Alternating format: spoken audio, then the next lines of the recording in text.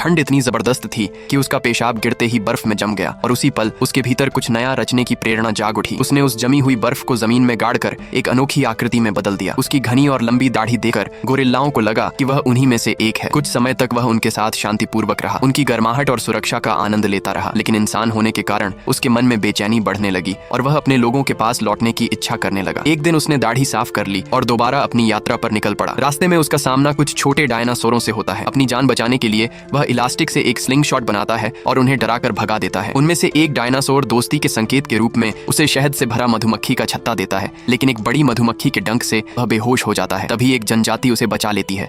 कुछ समय बाद वही जनजाति उसे पकड़कर गुलाम बना लेती है। सफर के दौरान वह एक घायल आदमी की जान बचाता है और उसकी दोस्ती जीत लेता है। आगे चलकर एक ऊंचे टावर पर चढ़ते समय हुए हादसे से उसकी मुश्किलें और बढ़ जाती हैं। अपने दोस्त की सच्ची दुआ के असर से उसे माफ कर दिया जाता है। जनजाति से निकाले जाने के बाद वह एक नए कबीले में जाकर बस जाता है। वहां वह लोगों को खेती करना, जाल बनाना और खाना पकाने के नए तरीके सिखाता है। उसके ज्ञान से पूरे कबीले की जिंदगी धीरे धीरे बदलने लगती है। एक दिन एक बड़ा और ताकतवर कबीला उन पर हमला कर देता है। विवाद को सुलझाने के लिए दोनों पक्ष फुटबॉल मैच खेलने का फैसला करते हैं। कड़े और रोमांचक मुकाबले के बाद वह आदमी आखिरी निर्णायक गोल करता है, जिससे उसका कबीला जीत हासिल कर लेता है। आखिरकार उसके दोस्त को वह मोहब्बत मिल जाती है जिसकी उसे तलाश थी और दोनों कबीलों के बीच हमेशा के लिए शांति और दोस्ती कायम हो जाती है। एक अकेले इंसान की यह यात्रा सिखाती है कि दुनिया जीतने के लिए हथियार जरूरी नहीं होते। समझदारी, सही रणनीति और इंसानियत ही असली ताकत है।